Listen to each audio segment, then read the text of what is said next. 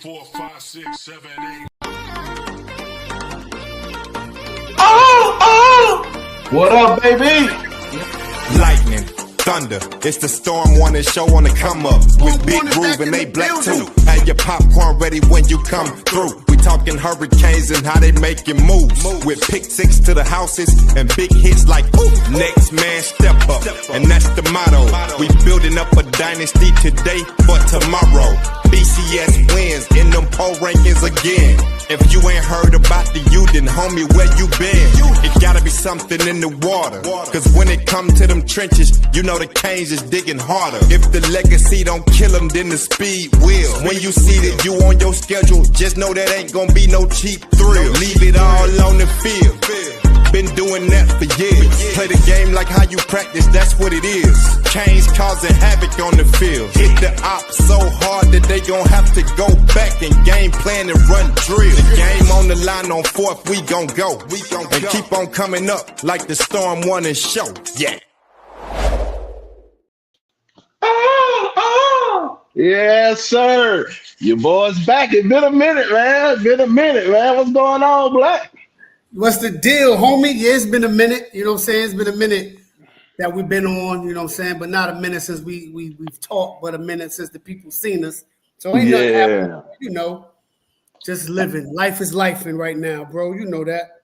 How college going, man? How the nephew liking the college life? Living. He enjoying it, you know what I'm saying? It's an adjustment. But you know, he enjoying it, you know, he gaming. You know, he doing what he can do with the opportunities that's provided to him. So yeah, you know. Just tell him to stay patient, keep your head down, learn that playbook, man. Everything gonna work out because he got the discipline that you instilled in him. So he gonna be good. You feel what I'm saying? Right. But it's a big week, man. It's Sunday, man. You know what I'm saying? You already know what it do. Miami versus Notre Dame Fighting Irish, man. It's a big game, bro. You know what I'm saying? How you feeling, man? How your confidence level right now, man? My confidence level is high, bro. I must say my confidence level for a victory, for a dub this Sunday is super high. No fronting, no none of that. My confidence level is up here. It's up here. And go ahead. Go ahead. I'm gonna let you finish, brother. I'm gonna let you finish. I'm gonna let you get. No, because I saw I guess a Notre Dame podcast or whatever on YouTube. I just saw the clips, and they had the nerve to say we're a bunch of thugs playing football. So they going back with that shit again. But this the thing, Black. Sorry to cut you off. This is the thing. But that's the thing that makes this rivalry so good. No doubt. And I hate to say that because it's still the allure from the 80s. And they still have that mindset that Miami is, even back then, they were just inner city kids that they didn't understand. So they had that BS narrative. You feel what I'm saying? But that's just the goes towards that rivalry, because when we play other squads and it's a rivalry like VTech, you don't hear that against VTech. You don't hear that against FSU or Florida. But you got to think they're the Catholics. You feel what I'm saying? So you feel what I'm saying? So I think that what makes the rivalry so unique. I don't like it, but I understand it. And it's good promotion because now it got the juices flowing. Like I know you about to go in on that part. You know what I'm saying? So you know, I mean, I don't like it, but I understand it. Right. But it doesn't offend me, if that makes sense. Right. And honestly, it's a watered down, run down narrative now. It's like, come on, like how many times y'all gonna keep using the same narrative to describe this rivalry? You know what I'm saying? Like good versus bad, good versus evil type shit. Good versus evil, God versus the demons. Like, come on, stop it. Like, if we want to get technical, you know, throughout history, Catholics were some straight gangsters. They were some straight thugs. So we ain't even gonna go there. But it's cool. It's cool. I get what they're trying to do. But guess what? At the end of the day, They not playing on the field, and neither are me and you. No. So whatever they say don't matter because they don't got to lace them up. And be truthful, them cats probably ain't never laced them up in their life anyway. You know what I'm saying? So it is what it is. But Mario, you're on the clock. You got to win. And this is when I ask you how you feel. When I ask you, what's your confidence level? Me personally, bro, I'm in wait and see. You know how I feel about the head coach. It's like I said, it's 11 wins a bust, ACC championship playoffs a bust this year. There's no more excuses. You got the guys. You've bought a lot of good players in. So it's no excuses to why we cannot make the ACC championship and win it and make the playoffs. You know what I'm saying? You got the talent. You got a quarterback that has done it before. He's done more than Cam Ward did. If you want to be technical, far as in football, in college wise, as far as winning games and being part of winning, you know what I'm saying? He's won SEC championships, been to the big games and won. No, you know what I'm saying? Been to the big games. So I expect nothing but excellence. Right. You know what I'm saying? But I'm even killed because at the end of the day, Cristobal is still the coach. You know what I'm saying? And is he gonna have any? I'm worried if he's gonna have any mental blunders. You feel what I'm saying? Like mental lapses, like we start off hot and then we have a Syracuse situation where we get away from what we was doing to go up so many points and we let them run off 21 unanswered. You feel what I'm saying? So that's where I'm at far as my confidence in the head coach. I'm not as confident I don't know much about the DC. I seen what he did at Minnesota. That's cool. But you in the ACC now, you with some different type guys. He's not the big burly, this is not the same type of athlete you're dealing with in Minnesota compared to Miami. So can your coaching style, you know what I'm saying? What's the word? Translate with these players like it did with Minnesota, because you can't play a certain way with these type of guys, because we've seen it with Turkey Tits, with D'Onofrio. We've seen that. You can't bring that rough and tough, big body shit down to South Florida with those type of athletes. You got to let them boys play fast. You got to let them play aggressive. And you know what I'm saying? When you seen the great Manny Diaz defense, you know what I'm saying, when he was in, we was known for defense. You know what I'm saying?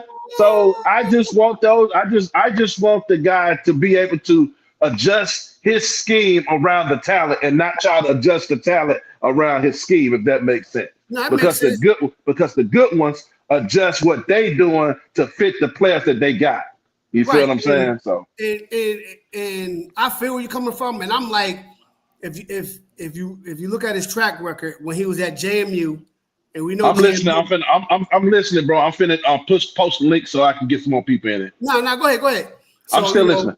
So like when he was at JMU, we all know JMU was a power. They was a power, and they, you know what I'm saying, they went from FCS to P5. To G5. To G5, and they was dominating. Their defense was good. Then that whole staff got a job at Indiana. Why? Because of what they was doing at JMU. He went from JMU to Rutgers as the linebacker coach. He was on the staff that year when they beat us in the bowl game. So he was under Schiano. We know how Schiano was as the DC when he was at Miami. Then from Rutgers, he went to Minnesota where his defense was pretty good against some good talent in the Big Ten. So now, can you continue to show that growth now? Now you're down at Miami with a different type of caliber athlete, size, speed, physicality, and all that other good stuff, and put it all together to bang heads on Sunday night. And I got confidence in him. I really think that he will. Everything that's been coming out of camp, that this is the best Wesley has looked. Hopefully that's true. You know what I'm saying? I hope that it finally clicked for him. You know what I'm saying? Because everybody develops different. Everybody don't develop at the same time. It may take one person 1 year to get it. It may take another cat 2-3 years to get it, whatever. But I'm with what you're saying. Now we're going to see Sunday. We're gonna see. Yeah. You know what I'm saying, and I just need him opposed to the guy that was calling defense last year. I need my DC after that first series to be able to make adjustments after that first series to what they were doing. Not have to wait to halftime and come up with some type of adjustment. No, I need you to see you make adjustments on the fly. Yeah, in-game adjustments is the key. And me personally, bro,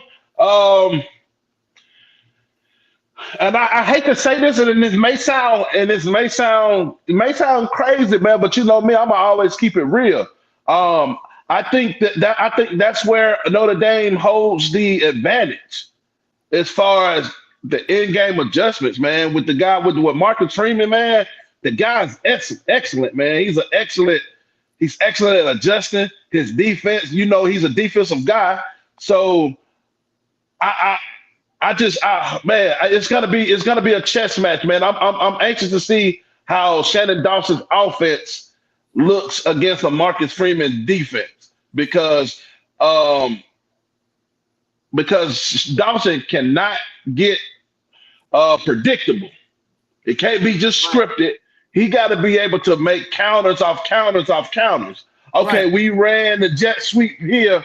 We killed him with the jet sweep. Now we're doing a fake jet sweep run. Now we're building off the fake jet sweep run to a pay action pass.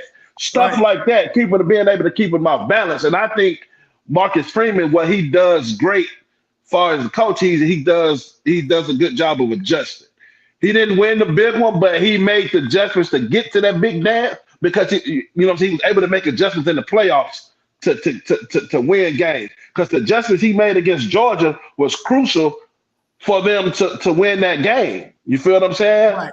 So that's the thing. I just pray that our coaches have learned from the blunders of last year, and that we're able to make those adjustments on the fly because they're going to come out. They're going to want to try to establish the run early and use their offensive line because we can say what we want about Notre Dame. One thing Notre Dame gonna have is a good offensive line. I mean, it's some good running back. They lost some cats. Some cats got hurt, so it's gonna be still good, not as strong as it is supposed to be. But you do know also they running back didn't rush for 100 yards against the top 25 defenses that they played. I mean, he's still good, bro. He's still good. Hey, I tell you what, Black. If they got that mindset, we're gonna be in trouble. Cause that bug right there, that is a talent. That is a talent. Good. That's a talent. That's a back right there. Yeah, that is a running back. He's good, and that's the key to the game. If we could stop their running game and make them one-dimensional, and make them have to throw the ball against what I feel is one of the better secondaries now in the country, I like our odds. I like our odds. I hope so, bro. I'm like I said, this is one of those games where the game is gonna be won by the coaches who makes the best adjustments, man. Like I said, I think our defensive line is strong. Hopefully, Bain is full go healthy. And I hope these guys strap their lunch pails and ready to be in for a physical game because it's gonna be very physical. Do I see Miami winning? Yes. I'm always going to root for us to win. Do I think it's going to be a blowout? I hope so. I expect a dogfight. I expect a close fight. Close game. It's going to come down to the last two possessions, I feel.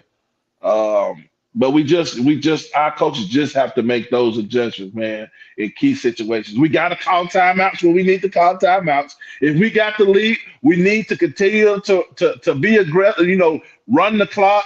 We got to make sound moves as a coaching staff. The head guy got to, he got to know what to do in critical situations. Hopefully he called Saban or some stuff this summer to get his game up. So, both coordinators got to be able to adjust to their adjustment. So on offense, whatever the DC for Notre Dame do to adjust to what we're doing to stop it, Dawson, you gotta adjust again to what he just adjusted to. And same thing for Heatherman. If we're stopping whatever they're doing, then they make an adjustment, then they start finding some success. Now you got to make another adjustment to stop what they're doing new now. So it's like you said, it's going to be a chess match. It's going to be a bang bang joint. But at the end of the day, I think we're gonna come out on top. I really do. So this is what you just said. It kind of ties back to the picture of this episode. Mario and Marcus in the ring, right? Because a lot of heavyweight fights, like prime example, Canelo and Crawford, big fight coming up. If you guys boxing fans, you know that's a big fight. So who you got? Who you got? Man, because you train boxers, so this is your thing. So who you got? It's right now. I'm leaning towards Canelo. It's like 55-45 Canelo, just because he's the bigger guy that's been in there with bigger punches than Crawford. I don't know if Crawford gonna have the punch to keep him off of him. Okay. You know what I'm saying? So that's why I favor Canelo. But it's just by 5%. It's 45-55 because Crawford a bad mother jumper. You know what I'm saying? He's a bad boy. Is this fight one of them fights where they say, styles make fights? Is this one of them type joints? Yes. Okay. Yeah. All so right. Back to what we were saying. So in big fights, the first couple of rounds are fill-out rounds. Right. You see what I'm saying? You're not really showing much. You're seeing what the guy, you seeing how the guy reacts to certain things that you do. Right. So that's what I feel like the first quarter would be for Miami and Notre Dame. It's a fill-out quarter. Let's see how they reacted when we go to certain sets, when we do certain motions, we run certain dive plays, certain passing plays, or certain counters. Let's see how they react, and it's gonna be vice versa. But then the real game picks up mid-second quarter, or in boxing terms, the fifth and sixth round. That's when the action starts to pick up. Right. And I think whoever wins that mid-second quarter battle will probably more than likely take control, or who makes that second half adjustment in a close game that takes over second half, because the third quarter is going to be the most crucial quarter in this game if it's close. Right. Facts. You feel what I'm saying? If it's close, the third quarter is going to win in the game. So whoever wins the third quarter, you feel going to win the game. Win the game. All right. You feel what I'm saying? That's how I feel. You know what I'm saying? I feel like we have the athletes to blow the doors out second half, because I don't think they'll be able to keep up with the speed as far as with the backups that we got. You know what I'm saying? You got some young talent coming in, and we brought a lot of talent in as far as with the transfer portal.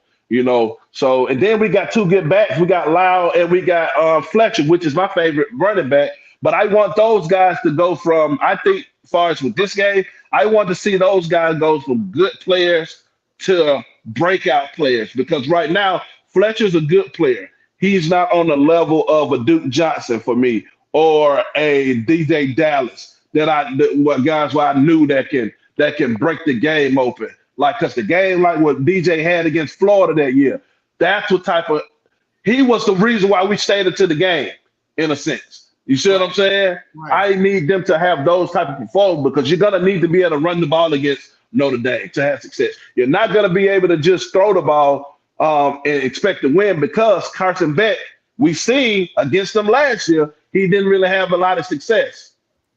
Just airing it, and mind you, they did have some drops, but that's not, you don't want him to be able to just standing like he, 5 wide and let's go to town. That ain't his game. I need Lau to get busy too. That's my I need Lau to get. I need them to have a good rotation, getting both of those guys some touches early and let them get in the rhythm, and then go towards the high hand towards the end of the game. Don't just, what I'm saying, if you see Lau is running better than Fletcher, don't take him out because you want to get Fletcher touches. Let that boy keep cooking. Yeah. As running back, you gotta, what I'm saying, you gotta let them cook. You gotta get the carries if you're cooking. You gotta let them continue. Stay in that lather, baby. You gotta lather them up. So defensively, what defensively, who are your key? What players are you looking for? What players do you think need to have big games for Miami to get that to get the win, and vice versa on offense? Blay, Blay and he's the D tackle. The D tackle's got to have big games. The D tackle. So Blay, Amon Moten, you know what I'm saying, Justin Scott, whoever's in that D tackle, they gotta set the tone, bro. You know what I'm saying? Because they're gonna be crucial into slowing down this running game and linebackers. You know what I'm saying? We gotta get good linebacker play. You know what I'm saying? Filling scrape in coverage, all of that. And Bain and Messidor, they got to provide that rush off the edge, which in turn will help the secondary out. And they're starting a true freshman or a redshirt freshman. So, yes. So we got to come after them dudes. We got to come after them cats, yo. But the D tackles, to me, got to set the tone for the defense. The D-line, period. The D-line, period. Offensively, who your key players for victory? I'm interested to see how this or group. I'm interested to see how this receiving group steps up. You know, you don't have a Xavier Strepo no more. You know what I'm saying? You don't have an Arroyo or no more. So I need to see. What's the tight end name? What's the young boy name? Lofton. I need to see Lofton step up. I need to see CJ Daniels. I need to see CJ Daniels get back into form like he was at Liberty. You know what I'm saying? JoJo and Malachi, the freshman. I want to see Ray. I need to see these dudes, like you said, take about the running backs, go from here to here. And that's how you make a name in these games right here against Notre Dame. Bro, you be stealing my sauce, man. We be thinking alike on a lot of stuff because my key to victory, my keys to victory defensively, of course, it's the D line simply because of the fact that the O line play of Notre Dame. Those guys will beat you up because people think they lost this guy, but they roll them in. Don't think they ain't got this country dude from the middle of Iowa that nobody knew about that can bench press 700 pounds. Right. You feel what I'm saying? So it's the D tackles in particular being able to hold up when they start to try to lean on Miami to get to that second level because our linebackers are not the biggest. You know what I'm saying? Because if they're able to get to the second level and get on Wesley them, we in trouble because those are 210-pound linebackers. You know what I'm saying? We built for speed. You see what I'm saying? Yeah. So either you're going to have to be aggressive with them and let them shoot gaps to disrupt that pulling and the guards and all that stuff. You can't sit back on this team. You're going to have to be aggressive. And then as far as also, I think, and it's the safeties for me.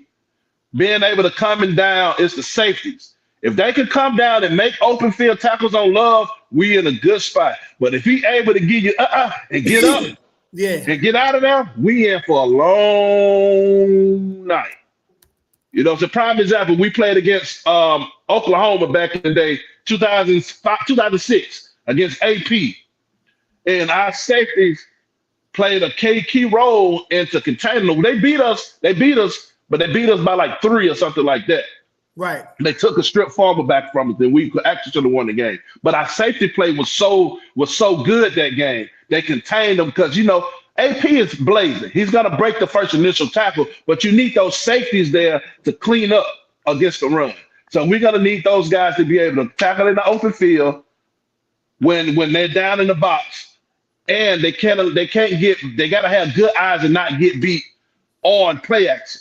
Right. You see what I'm saying? Right. They got to be fundamentally sound, and they got to be very disciplined. This game, the safeties. I agree. Linebackers, like I said, linebackers, man, they just got to play. They just got to play fast. They got to just play to their strengths. Offensively, I think the guards are going to be the guards. They're going to be the key to victory. The guards in the center, they're going to be the key to victory for me. Because Freeman, like he has that 3-3-5 defense. I don't know. Do you think we're still running the 3-3-5? Well, I'm thinking. They're gonna be trying to shoot. They're gonna be trying to blitz and shoot gaps. Yeah. So they gotta have some good eyes. Far as the center got to be able to call out these blitzes, see these blitzes, and get his lineman in the right, you know what I'm saying, in the right slide or whatever it may be. He got to get to make the right calls because he's got to be trying to be. He's gonna try to disguise well, and you know what I'm saying, and like you said, receivers. We need a guy who's gonna be the man. We can't just rely on the tight end. I know Lofton. He's you know what I'm saying, he's gonna be fairly new as far as getting a lot of reps, but I got confidence in that kid. But as far as with the receivers, I need somebody to step up receiver-wise, like you said, to be a threat. Because we knew Restrepo, he's going to make a play. He's going to make a big catch on third down. We got to win the third down battle. You feel what I'm saying? We got to win the third down battle. We can't be going 3 and out and getting the defense back on the field because it's going to wear them boys out, and that's when you're going to start seeing the long runs happen. You feel what I'm saying? Exactly. So, yeah, that's my take with it. But what's your prediction? Bro, I had us like 35-17, something like that. 35-17, 38-17, something like that. Mine is closer. I got it more so 24-17. I think it's gonna be a back and forth game. Hey, I think it's gonna be. I'll take that too. Yeah, I just take the win. Yeah. People can say what they want to say. Oh, you want Miami to lose? I got money on Miami to beat Notre Dame. So I want Notre Dame. Or you want Mario to fail? No, I don't. I want him just to do what the fuck he's supposed to do. Right. Making all that money as a coach and all that money with NIL. I just want you to win. Win. You got what you asked for. You got the players that you need. Win. You know what I'm saying? Anything less than 11 wins, not going to the ACC championship, not going to the playoffs is a bust, and you need to be gone. And we need to get another person in here that's in Oxford to do what we need to do to get to the next level. I don't know if that dude can do it either. Shit, look what he's doing at Oxford. He got shit. They're in the best run they had in program history. And Oxford, Mississippi, and he ain't got the talent. He ain't won no titles yet. He in the ACC too. SEC, it don't matter. That's what I'm saying. That matters. That matters tremendously. That's all right. Nick Saban coming back. Don't worry about it. Hey man, I will be opposed. I take Nick over everybody. I'm taking Nick over everybody. I'll take it. Yeah. Mario gonna hire Nick Saban as a special assistant. Let's look at some of these comments, bro.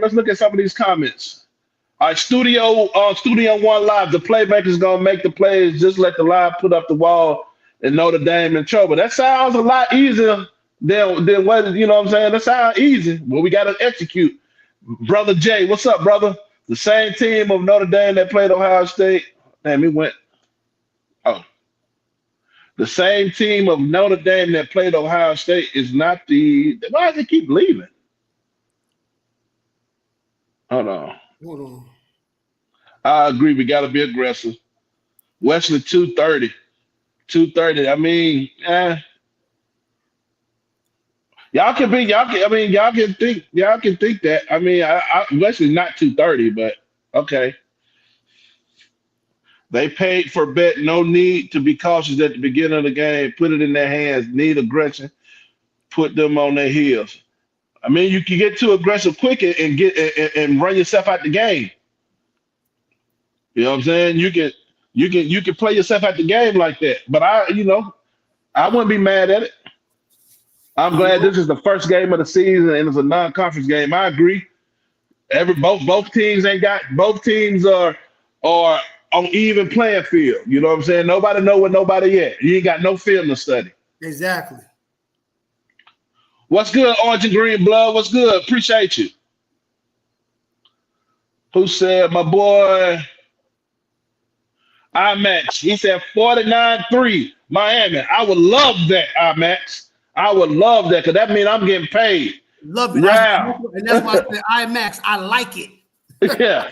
34-20 to you. Hey, I like it, man. Man, but please hit that like button and subscribe, man, and share this video, man. Like I said, man, this video is short and sweet. Me and my guy, we're gonna be doing these weekly. We're trying to get more consistent. Your boy, it's not black. Everybody, it's not black. It's Groove. I've been working like crazy, man. I got my little man, so I be in daddy grind mode. You know what I'm saying? But I made a promise to my bro that I'm gonna be more consistent this season. You know what I'm saying? So it's not him, it's me. It's all good. And it was a little bit of both of us. You know what I'm saying? Because you know what's been going. So yeah, but we coming back and we want to give y'all content how we used to give it to y'all every week. We get us back in the algorithms heavy like we used to be, and grow the channel and have some different things coming out. You know what I'm saying? Maybe some storm warming gear and all the other good stuff. But we definitely we're gonna be back every week. We'll try to get to y'all every week. You know what I mean? Because we know y'all miss us and we miss y'all, and we appreciate all the love that y'all show us. Also, I want to apologize to my man, Coach Hayes. Missed the show. He had the 24-hour show before every season. We missed the show. I got called into work, and I did a poor job of communicating. So I want to apologize to my bro, man. I missed it. We did every year. He did on the Coach Hayes show. We did every year. And I totally had a brain fart and didn't call him and let him know that I got called into work and I had to work and I couldn't join the show. And I want to apologize to my guy. It's always respect and love. I always come on your show anytime and rap with you. You ain't been nothing but a good friend to me. And I want to apologize live right now to my man, Coach Hayes. It's all love. This apologize from the Storm Warning crew, man. We apologize for not being able to, I don't know if you was able to make the show. Was you able to make it? I was able to make the show. And I meant to get him and let him know that I had something for at school I had to take care of, so I knew I wasn't going to be able to do it. But but I'm going to apologize to my guy, man. I want to apologize, man. Yeah. The Coach Hayes takeover, yeah, man. But like I said, man, we quick and smooth today. Like I said, we'll be back doing a post game, post game on Monday, telling us our thoughts about the game. So just make sure you like, comment, and subscribe, and tell a Kane that your boys are back and we moving and grooving and we out this thing. Yes, sir.